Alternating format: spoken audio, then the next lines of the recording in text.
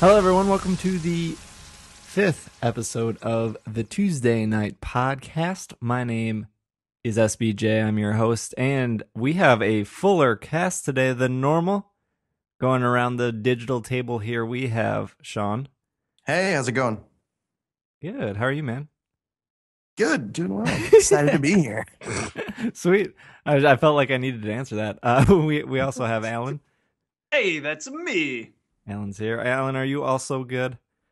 I am doing very well, although I take it as a personal affront that you introduced Sean before me. Contractually, you just broke something. But we'll talk about that after the show. I try to put you on the spot every time here. So I knew you'd be taken a little bit aback by me putting Sean first. And then we have a new guest. We have Justin with us today. Hey, how's it going?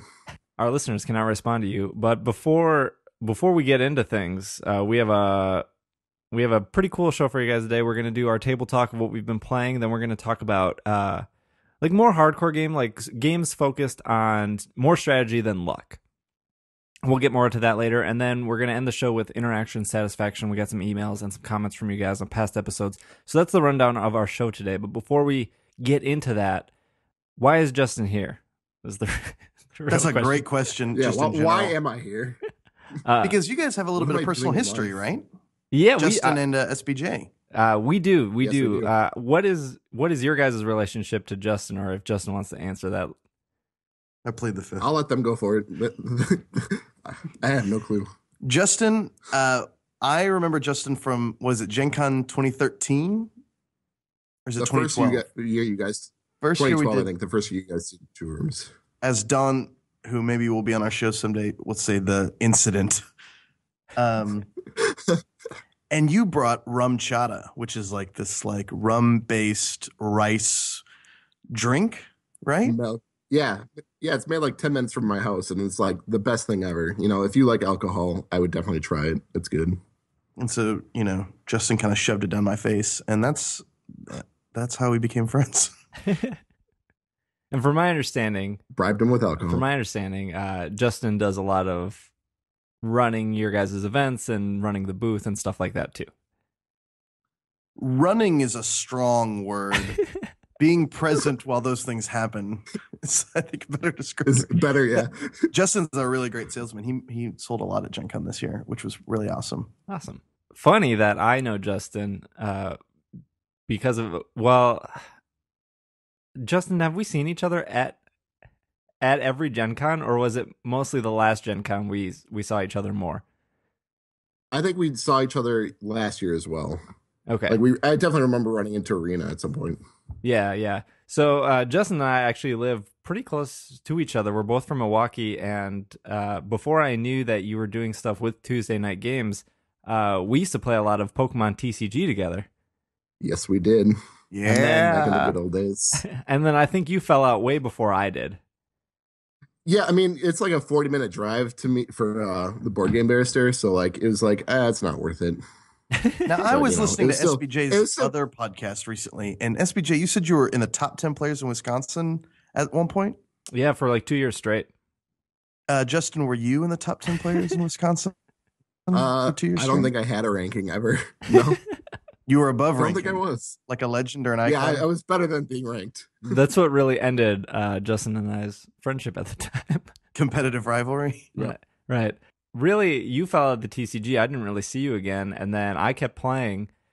And then come full circle, like 2 years after I stopped playing, I see you running events with Alan and Sean at the Tuesday night booth, and we were just chatting, and I think Alan went to go introduce us, and I was like, "Oh, we already know each other." I mean, even last week, he completely forgot that we knew each other. And I was like, yeah, no, we've been over this. Like, we know each other pretty well. Yeah, and that's why I was pushing really hard for you not to be on the show because no, I'm just kidding. Yeah. To be fair, I don't even know where we are right now, so don't hold that against me. I will say that it was amazing introduction when we try to get Justin on the podcast because we're all on this Skype call together, and it's like, yeah, Steve, Justin, SBJ, and SBJ's response was, yeah, I know Justin. Oh, And slowly but surely, the layers are being peeled back as I learn more and more about SBJ and the man behind the facade. For instance, don't think I didn't listen to the last podcast when I went to go tame my dog and what you said, SBJ. I learned two important things last episode. One, I really suck at explaining games the first time, so I need to practice explaining a game at least the first time. And secondly, SBJ, you're a sneaky son of a gun. You know, I try. I try to live life to the fullest, some would say. All right. Well, let's jump right into table talk. It's time for a table talk. For newer listeners, table talk is what we've been playing recently. I don't know if anyone wants to start. I feel like I've been doing a lot of talking. I have played something, but I don't. I'll really... start. Okay. I'll start. I have not played anything recently. Now, one of you guys go. All right. Way to go. Justin? Sure. I've been playing a lot of Balloon Cup lately. I don't know if you guys have ever heard of it ever. It's a 2-player game from like the Cosmos series, and it's great because it's more you've got a bunch of cards in your hand. You get like 8 cards, and basically you play cards down, and you're trying to take a tile from the other person. And on the tile, there's cubes, and the more cubes you have, the better off you are. But I really like it because it's a very cutthroat game, and it's only 2 players, so like you can't like piss off a whole table of people. It's just one other person you're pissing off. It's great. Okay, go ahead. I can't think of a 2-player game that really isn't cutthroat. No, but see, like this one, like you can play cards not only on your side but on the other person's side as well. So like if you've got nothing good to play on your side, but you've got something great to like screw over your opponent, it works out. It's very simple and streamlined, but it plays really well. What was that game? Alan and I were playing it the other day. It was 2-player, and it wasn't competitive. Double Dutch rudder, something like that. I can't remember. Dutch rudder. Woo! Alan, what have you been playing? Tuesday Night Games is the official publisher of the month at a local board game cafe. Hold on. Shut up! Sorry. At a local board game cafe known as the Malted Meeple. So it's a great place that you can go and get a nice drink, a milkshake. If you like alcohol, they serve it there. You can bring your family. It's family friendly too. But while I was there, I was hosting a whole bunch of our games, mostly like Woo Wee and Two Rooms and a Boom, definitely some World Championship Russian Roulette. But let me just give you the rundown of what I've played in the past week, and we'll see if it tickles any of your fancies. I already said Woo Wee, World Championship Russian Roulette, Two Rooms and a Boom, but besides that, Concept, Spyfall, Tiny Epic Galaxies. I also have been playing a lot of paintball in the woods lately. That's not really a board game. But one thing that I think should count as a board game is I've been playing a lot of the Jackbox TV latest party pack, which includes Bidiots, Earwax, Bomb Corp, and also more Quiplash and more Fibbage. It's amazing. Oh my goodness. Jackbox is super, super good, and we should give it more time than we have today. So I want you to talk about Concept. Concept. What's the concept? Concept. All right. I'm nervous now because I did so horrible last time. So, Concept plays between, I would say you could play it with 2 players, but probably goes up to, fudge, I could see playing it with 8 players. I'm not sure the official player count. But Concept, you have... Oh, God, you're already losing me. Yeah, I know. Damn it. Basically, it's a game of charades where you try to get all the other players to guess some type of tagline, phrase, or word. And you get a point if they guess it, and they get a point, whoever guesses it. But instead of using gestures, you have a concept board. It's nothing but this big-ass board that has a whole bunch of icons that represent things. There's an icon for good and evil, for historic or fictional. There's up, down, below, left, right, all these different concepts. There's colors. So if I wanted you to get America, for instance, I could put it on the like geography, concept icon, and then I could put little cubes on red, white, and blue. So I'm talking about something. Oh. Yeah, you've never played Concept, Sean? No, it sounds like the opposite of code names. It's basically charades with a concept board, and it's brilliant. The kind of combinations that you come up with it plays super tight. It's relatively light, and it's amazing what kind of things you can come up with to get people to guess. It won that German award last year, if I'm not mistaken. Oh, One Spiel des Jahres? Yeah. Oh, That's a wow. I didn't mouthful. even realize. I should go down and get the box and look at the cover. But good times. I thoroughly recommend Concept. Like it was explained. So I played it at Gen Con for the first time, and I knew it won the award, and I was like, I saw it, and I was like, this game doesn't look like it would be for me. And then we were waiting. I think we were waiting to play Mysterium, and the concept table was empty, and the girl was like, "Do you want to sit down and play?" And I was like, "Yeah, we're here at Gen Con. Might as well play something I haven't played." We sat down, and the first thing she said was, "It's like charades." And my one friend was like, he like got up from the table. He was like, "Nope, this isn't for me." And she's like, "No, no, no, no." Like, and when she explained it, went through and was like, "You don't have to act or do any of that or draw or anything. You just have to place cubes down." And when we actually did it, it was like a very funny game. And it was like, okay, I see why this won, and now I'm gonna buy a copy. And I like the idea of a person who, like, when hearing charades, immediately is like, "This game isn't for me." Gets up and walks away. I just know myself too well. Me and charades don't mix. I think that's a good description, that it's a game of charades for someone who totally doesn't want to act. Charades for the introvert. Right, yeah. It's a good way of selling the game. I think the best part about it is that when you're making the clues and stuff, you actually have a partner to help you out, so that if you're stumped on it, you've got somebody else that can help you and jump in and take care of it. Yeah, you can do partners, or my play group has done all individuals, which is just kind of makes it's like you're on your own, so it's the other people that are playing for them to guess to get. Yeah, I've never points. played anything but one person at a time. I've never played with teams. That's interesting. Oh, that sounds And right. the there. rules actually say, I think the rules actually say you just play two people, like, to do the clue, and then everybody else tries to guess. Yeah. Cool. Well, I actually played something finally. My game group got back together, and I got a copy of Evolution for my birthday, and I finally got to crack it open and play it. And Evolution is like a dinosaur game, where you get a board where that's your creature, and you can imagine your creature to be whatever you want, but you get dealt a hand of cards, and then you can either discard those cards to increase your creature's population or how big your creature is, or you can play the cards to evolve it, so you can make your creature into a carnivore, or you can make your creature into like something intelligent that can climb so they can avoid carnivores. But if you're a carnivore, you can teach your carnivore how to climb, so you can climb the tree to eat the herbivore that just learned how to climb. So what's really cool about the game, and I think my whole table really liked it, I know they liked it because when I read a rule book and I like explain the rules and we start going and something comes up where they question it, I can tell that they care because they want me to look into the rule book so they know that the rules are right, so then they can actually properly screw over the person they were planning.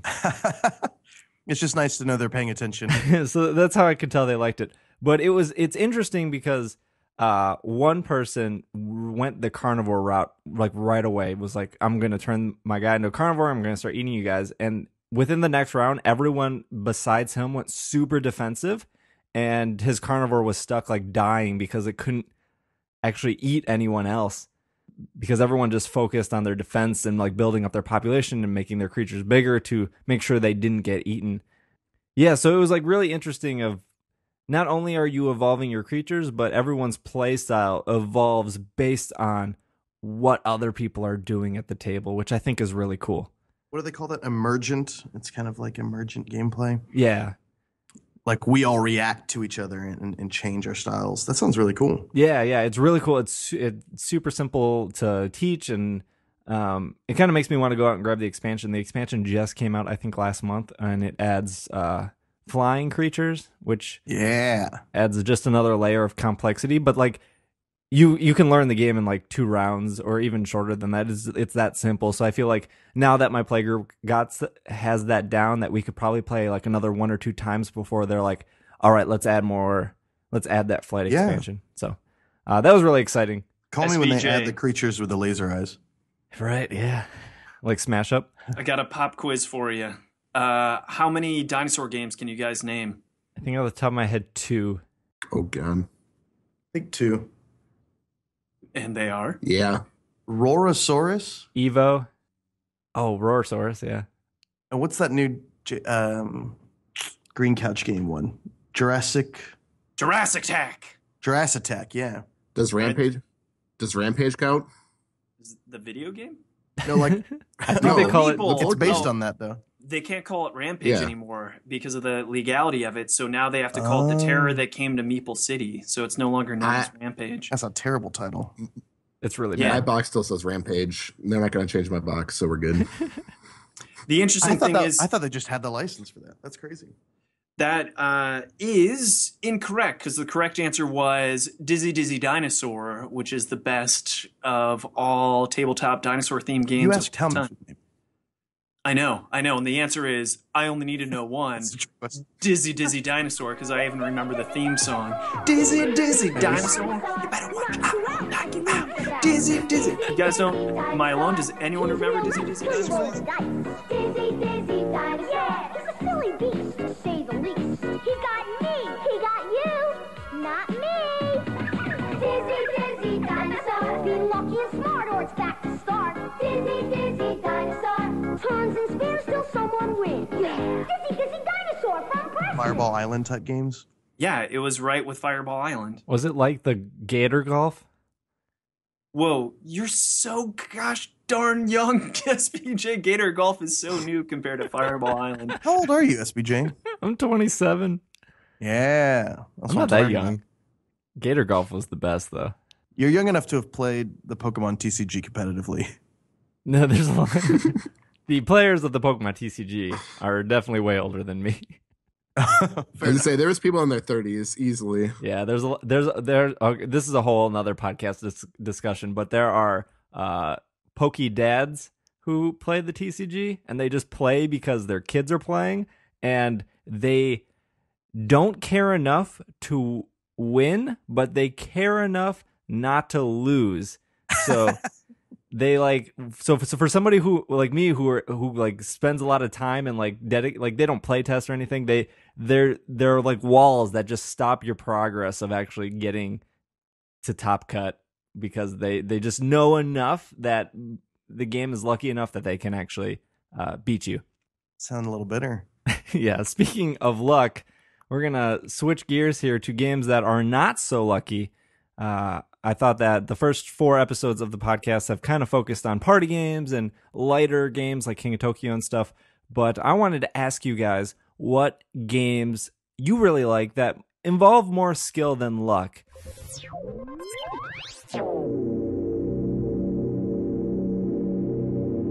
Chess, Chess. go. So does anyone want to start with like a game that you really like to get to the table, but is kind of harder because you know that you'll just crush them because you're so good at it because it involves skill? You know, this might be an interesting time to talk about Alan and my roots a little bit, because I think Mage Wars did a really good job with that. Essentially saying like, hey, you know, deck drawing and card drawing is for the birds, and having a game where all your spells were available to you. You know, there's still a mana cost, but the choice was in your hands and you weren't left up to the deal of the draw, which I always thought was really cool.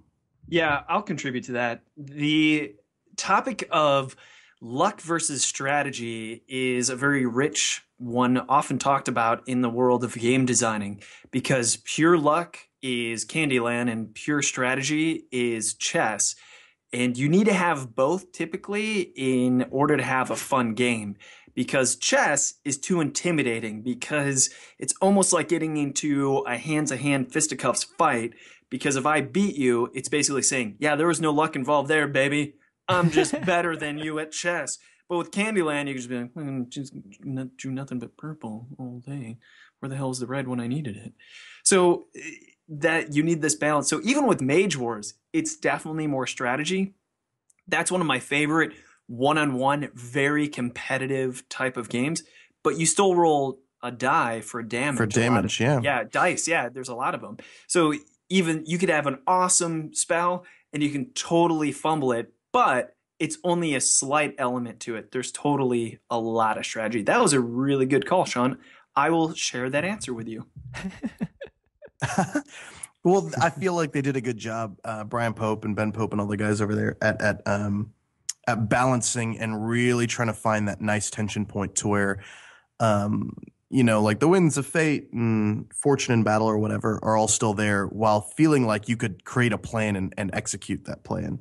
That's a cool example. Justin, do you have anything that you like bringing to the table that's more strategy than luck? Yeah, I love Eclipse. People say it's a lot like Twilight Imperium, but I think it's a better version of it.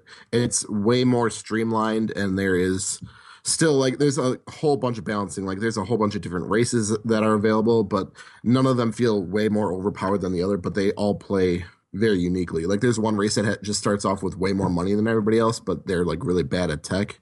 And so it's cool to see how, especially in like a group, how like a group will choose their race and then try to play them out.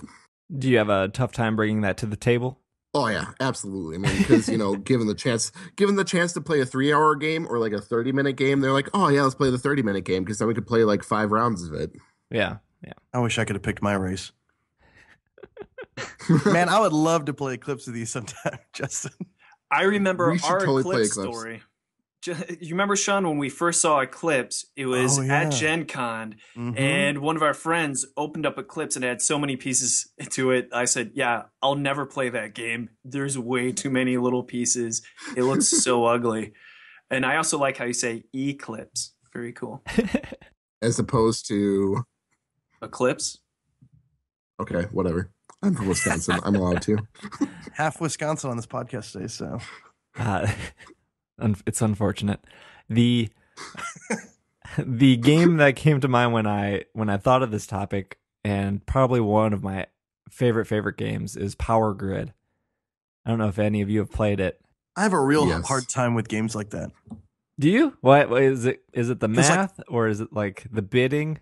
If we're just talking about movies, if there was a movie called Power Grid, I wouldn't even watch the trailer.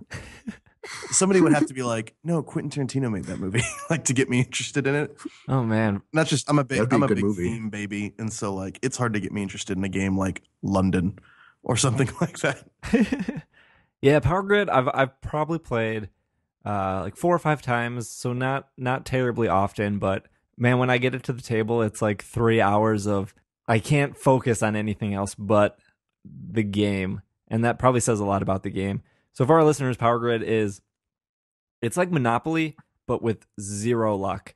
And every turn on Power Grid is very like you have to count like your $1 or $2 that you have left matter so much into the next round. So it's a game about building power plants and connecting the power plants to make more money, to build more power plants, to power more cities, to make more money. And there's an auction system of auctioning off new power plants. So you could either get like trash or nuclear or oil, or I think the last one's gas. I can't remember. Do you get to do stuff like lobby congressmen and like have corrupt backroom deals and that kind of thing, or Yeah, is it just all totally above board? Right, just real life. So it's very hard to get to the table because when you tell somebody it's 3 hours long and you explain that like it there's no luck, and it turns a lot of people off. But the people who do play it and who are committed, it's so intense, and it's so like you're like every turn like you're waiting, you're just like counting your money, and you're like because you're so invested in what you have and what you want to invest in, and man, it's a fantastic game. I'm with Sean. I think you'd have a lot more success if you just said, you guys want to play Grid of Power?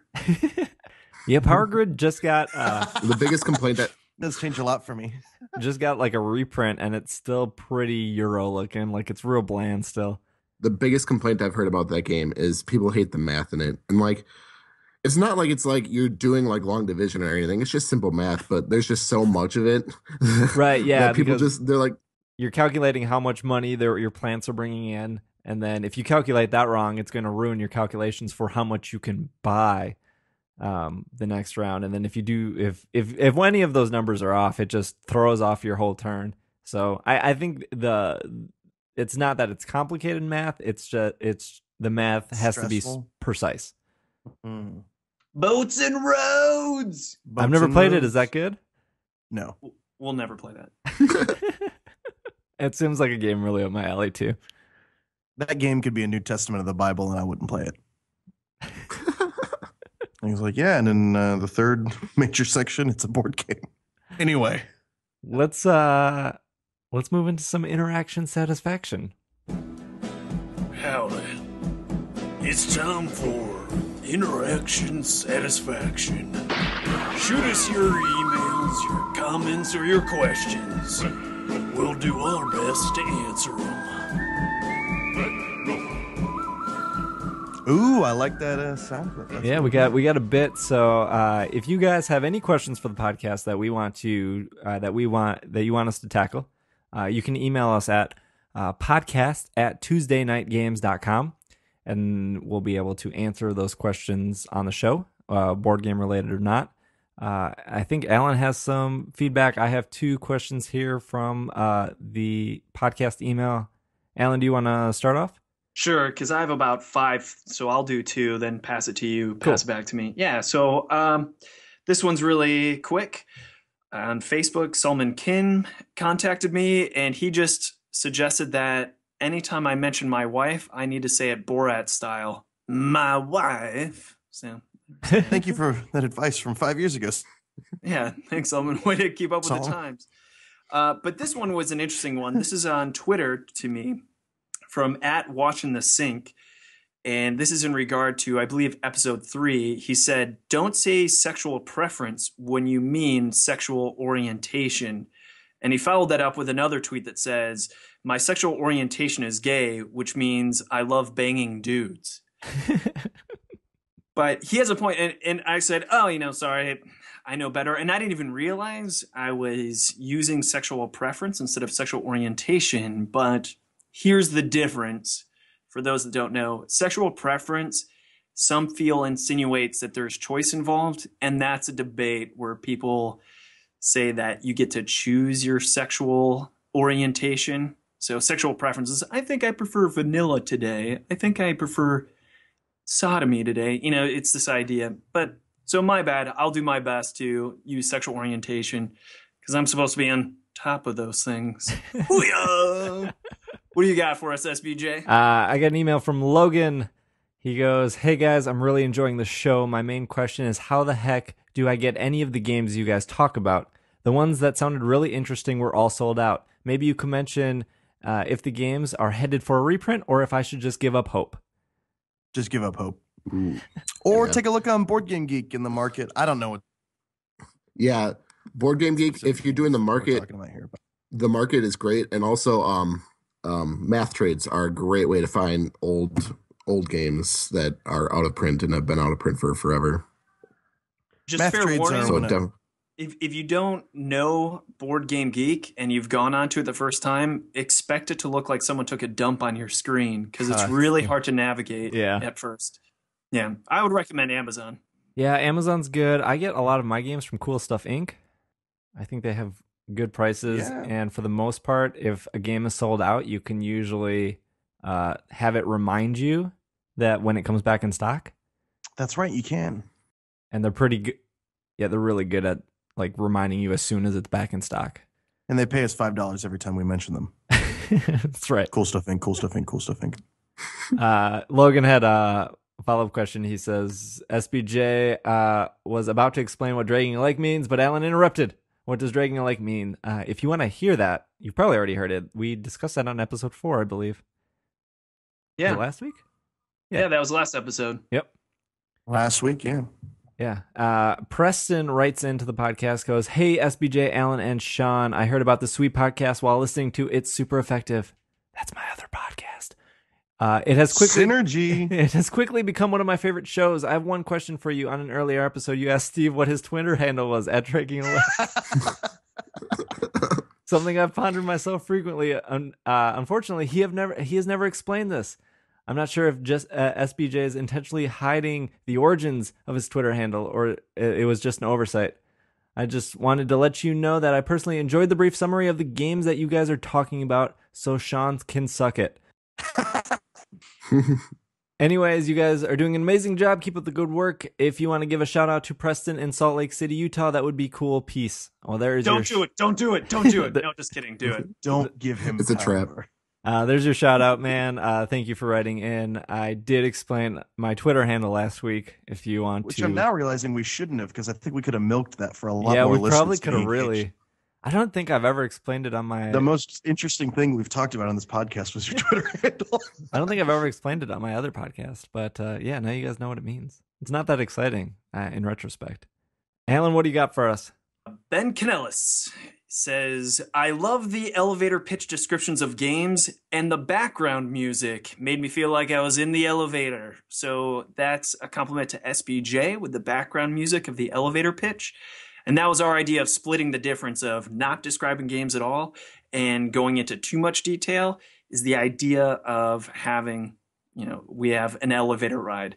And that's actually the next one is Diana Niebring said, more elevator pitches, ! So apparently for those two individuals, they really like the idea of us doing an elevator pitch.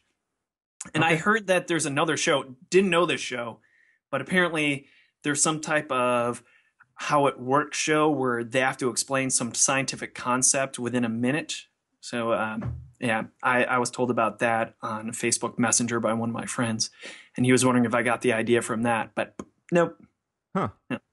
That's it. So, yeah, we haven't done any of those in a few episodes. No, I mean, I did explain evolution pretty quickly. You did, but the thing is, we were using the elevator pitches for games that all of us already knew. Yeah. Should we move into elevator pitches for games that one of us doesn't know? Yeah, I don't know. Absolutely. Yeah, we can even have a great idea. We'd probably have to add more floors, so it'd probably be like 30 floors, 2 seconds each, so you get a whole minute. Because 30 seconds is not enough if none of us know the game. That's true. Yeah, I think a minute's a good time. Now I just have to find a longer sound clip to play in the background. If you could get Lady from Ipanema, that would be the best, because that's the classic elevator music. Is that copyrighted? Can I use that freely? I don't know, but I'd be willing to. It's copyrighted. It'd be amazing. But I think what we can do, maybe we split the difference even more, is you do the elevator pitch, and then afterwards you can answer questions. So yeah. And then after that, you can explain the whole game. And then after that, we do a moratorium, and we. That's right. I think the main point is, as long as we're not spending so much time explaining games every time. But for instance, your balloon game, what was it called, Justin? Balloon Cup. No idea how to play it. There's like two people and they swing stuff at each other, but you got to be careful. Yeah. That's what I got from that. Yeah. That's mostly because Justin sucks at explaining things, though. Not like me. I mean, it's a hard game to explain. I mean, I can do a better job of it later, I guess. Yeah, I just didn't want to run into the problem where like next week it's like, oh guys, I played Evolution again. This is how you play it, and it's like, well, he just did that last week. That's I'm a like good the point. stick in the mud on this too, where like if I have played the game, I'm so bored listening to people explain it, and if I haven't played the game, I really can't figure it out from their explanation anyway. Yeah. So it's just like, just tell me if it's good and if I should look it up, and give me the unique thing. Like, give me the thing that's going to get me to buy this game. Yeah. And that would be the elevator pitch, I Right. guess. Yeah, so hopefully with my explanation of Evolution, that was more than enough for you guys to at least go like, I want to look this game up now. Because when I heard about Evolution, I was like, I have no idea what the hell they're trying to explain, except that some animal evolved and ate another one, and it's supposed to be simple, but that doesn't sound simple. So, well, shit, now I got to look it up. And then The when I thing looked that it you up, I said was- that sold me on Evolution was like that an herbivore would climb into a tree, and then the carnivore would evolve to climb and then go eat it. And I was like, that sounds like fun. Yeah, you did a great job, man. You definitely hit it, and it was entertaining to talk about. So you're good Sweet. at this stuff. Sweet. So I can't remember North Star Games. If you would like to send a check my way, I've sold It's at least. at dragging a lake. If you want to know what that means, please go to episode 4 of our podcast. We should do some shameless plugs just so we can get people to sponsor us. Like this episode brought to you by Rick and Morty, The Adventures of Rick and Morty by Dan Harmon. Stay swifty, y'all. And then maybe they'll actually listen to us. We can plug in that we talked about them. That's right. Hey, I don't know if you guys saw this. I posted it on the Facebook, but we were the 50th most downloaded games and hobby podcast in iTunes. Is There that are good? 50 games and hobby podcasts. Oh, there are way more than that. If you're in the top, There's 51. if you are in the top 200, you are a somebody. Is how iTunes ranges things. Is Dice Tower number 1? I don't think at the time it might have been like Car Talk, Yeah. because Car Talk. So iTunes breaks it up into, I think, video games, hobbies, other games, and then one other category. And we're under other games because we're not a video game, but we are another game, aka board games. A friend of mine complained because when he graduated from MIT, or not when he graduated, when he did commencement, I don't know how college works, but the guys from Car Talk were the guys that gave the talk at the beginning. I think we can beat those guys now that one of them died.